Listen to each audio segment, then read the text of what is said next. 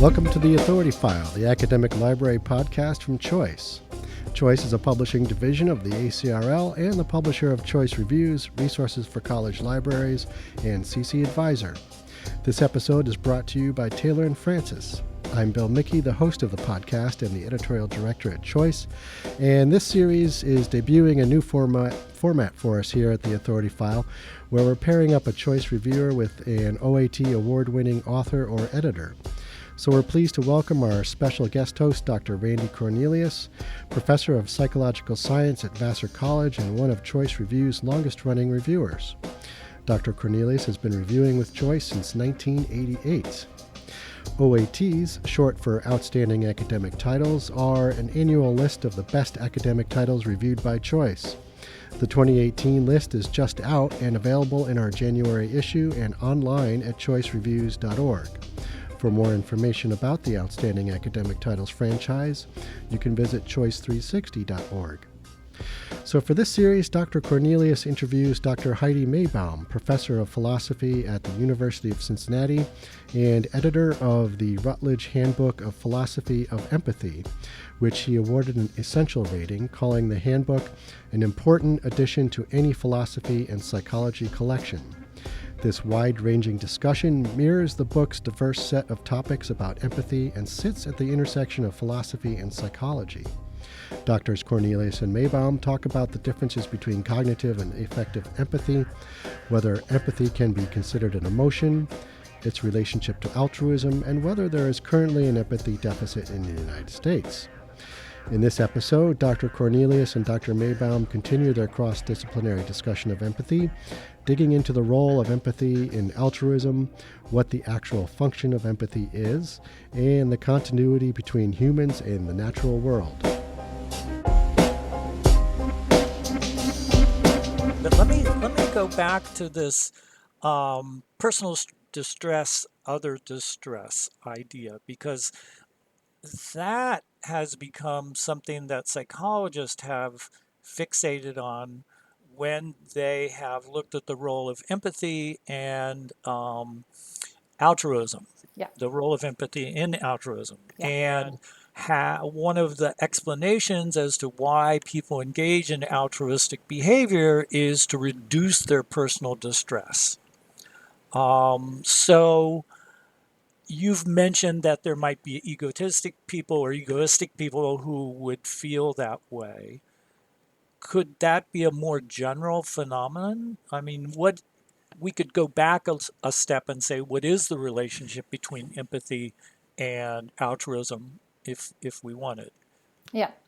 I mean, so to sort of just to give a brief overview, I'm fairly convinced by Dan Batson's studies on the empathy altruism hypothesis that sympathy, what I would call sympathy, involves, well, I would say it involves altruistic motivation. He would say it leads to, but I think motivation is an intricate part of emotion. I think there's good reason to think that. Now, when it comes to empathic, what I called empathy proper,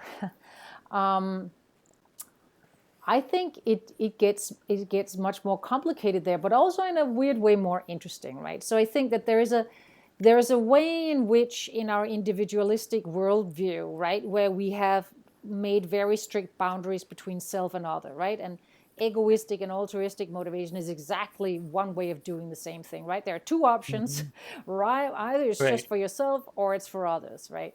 But empathy, of course, is like this really interesting and weird emotion, right? Because suppose we say, oh, when you're experiencing empathic distress, you're only helping the other to make yourself feel less bad.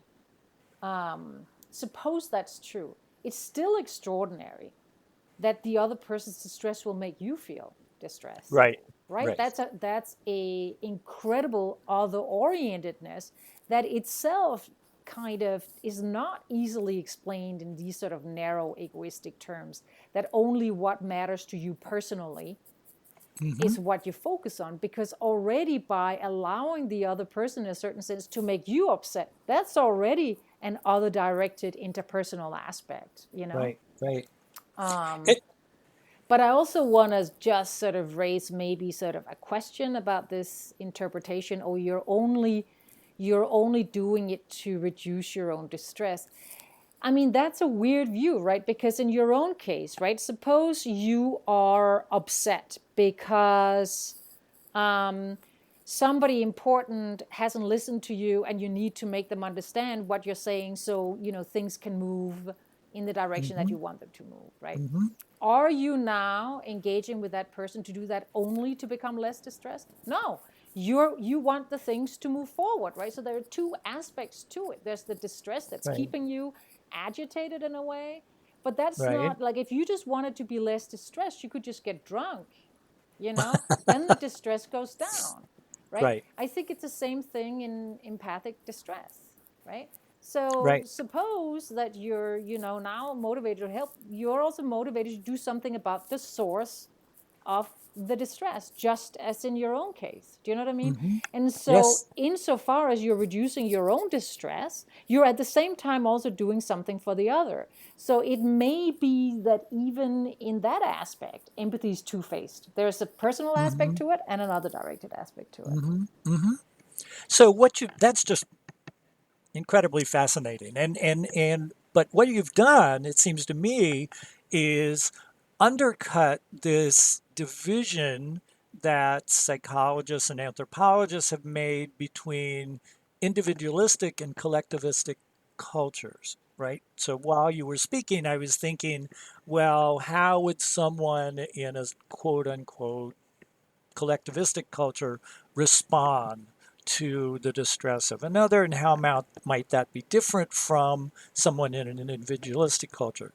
What you're saying really undercuts that distinction, because you're saying in individualistic cultures we are collectivistic, Right. right? We're we just we have telling ourselves that we're not. right, right. And there are probably other, I mean, there are other ways in which that distinction might be important in terms of what we do, right? How we respond to the basis of our feelings about the other person. Uh, but that's wonderful. Um, okay, so here's a question you've already answered, but could you just maybe clarify in a few words what the function of empathy is? What does empathy do for us as humans? Well, I think empathy is fundamentally what puts us on the same wavelength with other people, help us get a sense of where they are. I think it can be at a really, really basic level that we're often not really aware of. Hmm. When I say that, I'm talking about empathy broadly speaking, because I think emotion contagion is a really important element here too. Hmm. I think a lot of times people can make us feel what they're feeling. If somebody's Right. irritated or somebody is very defensive, we can find ourselves getting very defensive. And if you get very smart about it, you actually can use that as a way of understanding the other, as opposed to just feeling defensive and wondering what it's about. Hmm. But I mean, my suspicion is that empathy, the form that came from emotional contagion, right, Hmm. evolved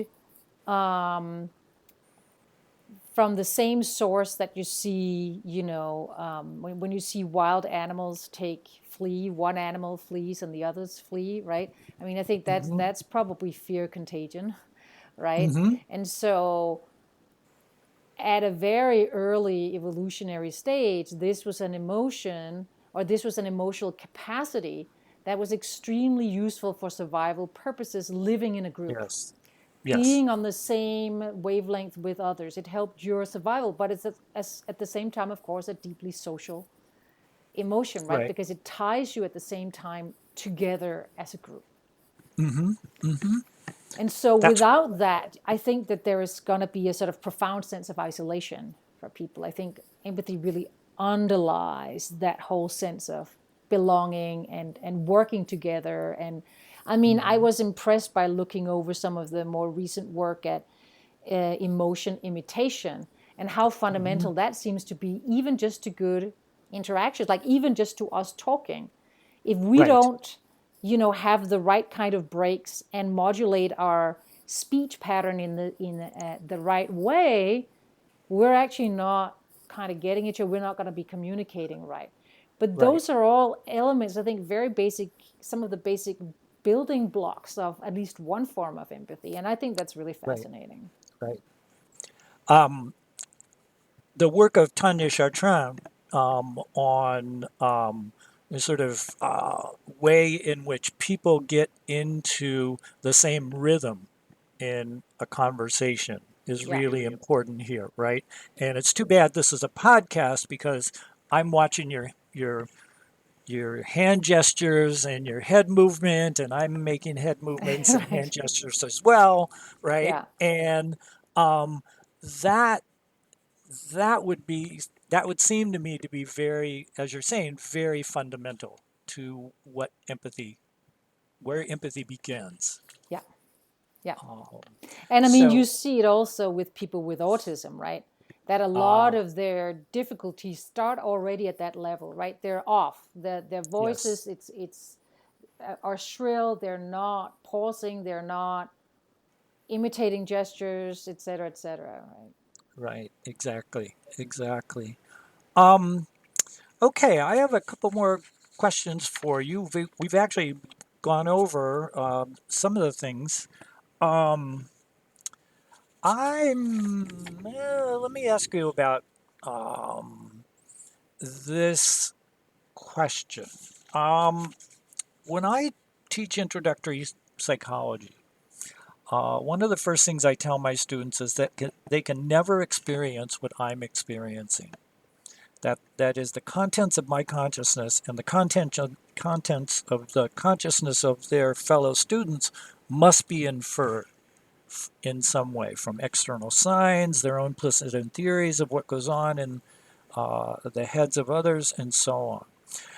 The experience of empathy, as you're describing it, in a very real way, challenges that view.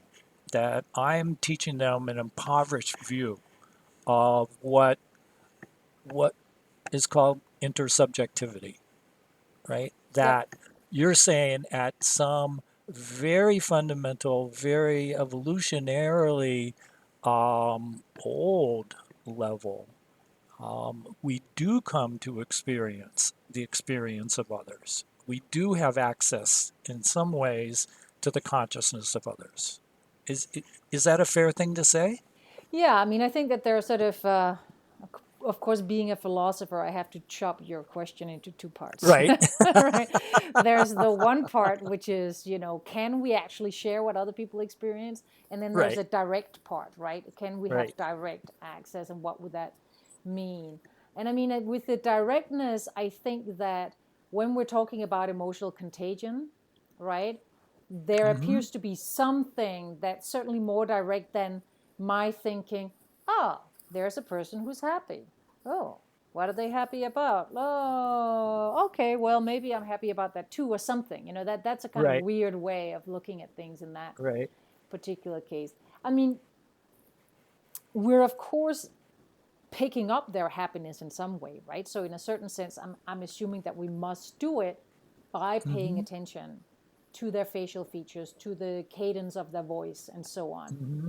But of course, a lot relies on what you mean by perception. And I think a lot of things that we think that we perceive, we also perceive via, if you like, some maybe not intermediaries exactly, but by paying attention to certain things, right? So, Right, I mean, phenomenologists would say something like, I think and that's a little bit Wittgensteinian, right? It's not like the emotion is in there hidden somewhere, and then in order for it to come out, it has to move your face in certain ways. It's rather right, that the emotion, experiencing of the emotion, is also your face right, exhibiting these features, right? And if you look at it that way, I think now it becomes much more clear what right, it would mean right. to say, okay, we are directly perceiving, as it were, the other person experiencing an Mm-hmm. emotion.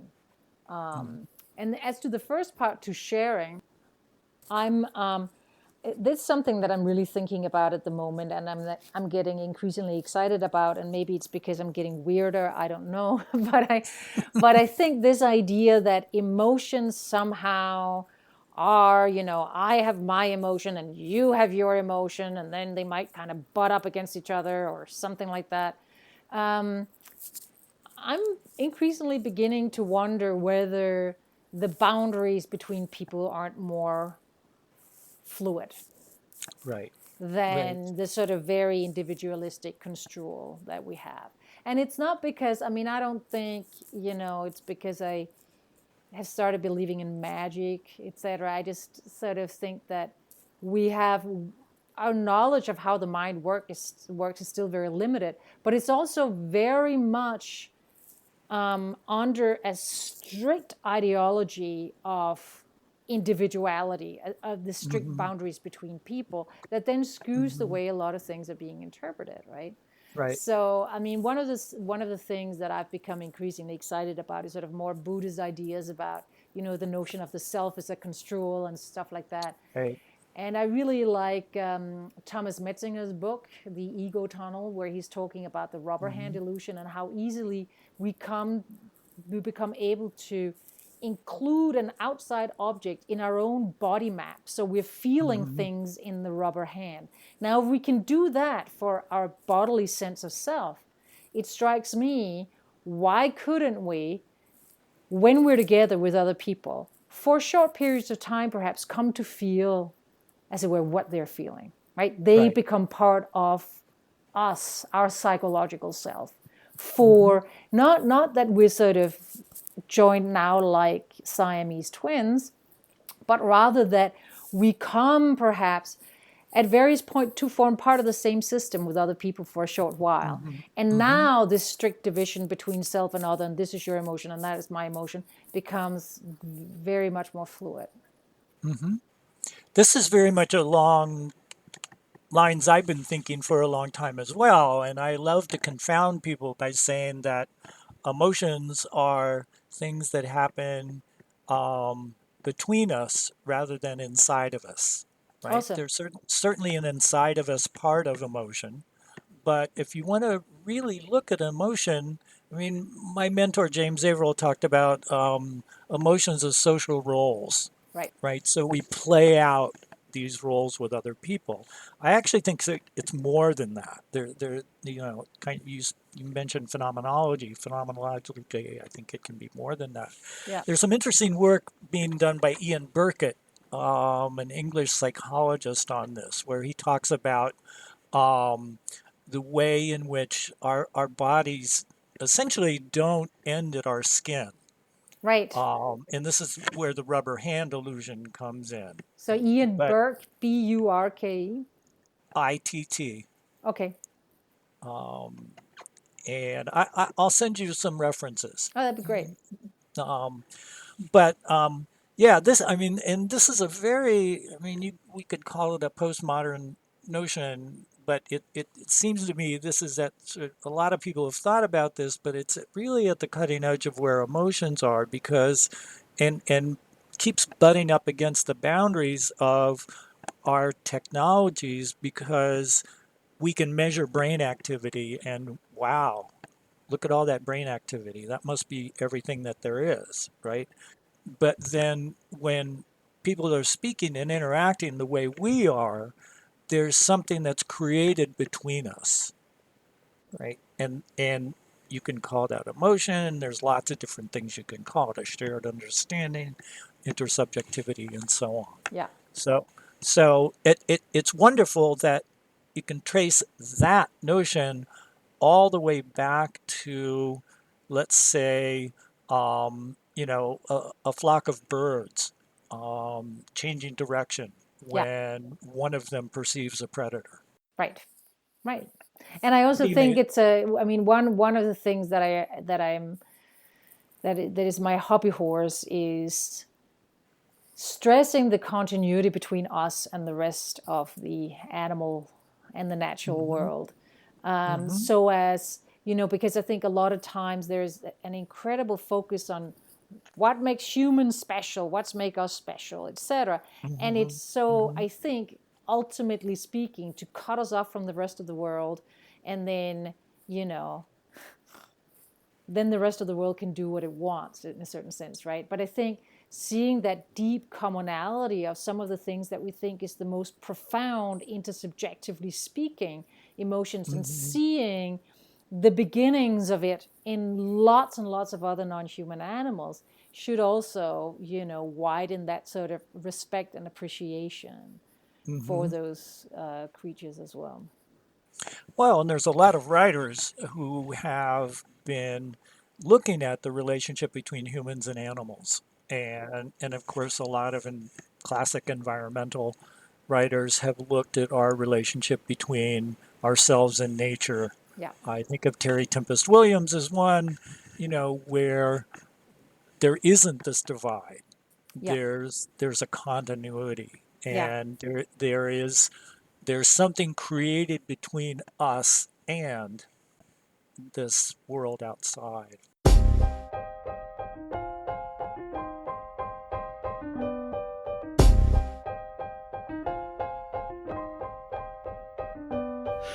You just heard a special Authority File podcast featuring our guest host, Dr. Randolph Cornelius, professor of psychological science at Vassar College, and a longtime choice reviewer, interviewing Dr. Heidi Maibom, professor of philosophy at the University of Cincinnati and editor of the Routledge Handbook, A Philosophy of Empathy. Dr. Cornelius originally reviewed Dr. Maibom's book in the May 2018 issue of Choice, awarding it an essential rating. The book went on to be recognized by Choice as a 2018 Outstanding Academic Title. Be sure to join us for the next episode, where our guests continue their conversation about empathy, how empathy, compassion, and moral decision-making are related, what psychopaths can teach us about empathy, and whether we have an empathy deficit in the United States. Stay tuned. Does the existence of psychopaths tell us anything interesting about empathy? Absolutely. I think it does.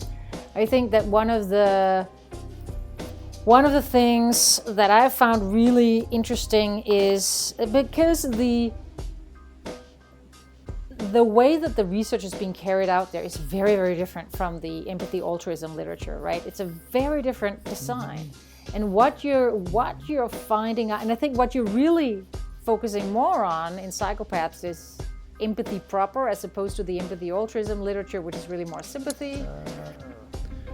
Find all of the episodes of The Authority File on your favorite podcast app or on our website, choice360.org. Just click on the librarianship dropdown. On choice360.org, you'll also find information on Choice's entire product platform, including Choice Reviews, CC Advisor, Choice Webinars, resources for college libraries, our white papers, and a whole lot more. A great way to keep up with The Authority File is to join the Choice Authority File Facebook group, which you can access via the Choice Reviews Facebook page. As a member of the group, you can give us feedback, suggest podcast participants, chat with other listeners, and submit new topic ideas. Sponsorship and advertising for the Authority File podcast are handled by Choice's advertising manager, Pam Marino, and the production and editing are done by Choice's digital media specialist, Mark Dirks. That's all for this week. Thanks for joining us.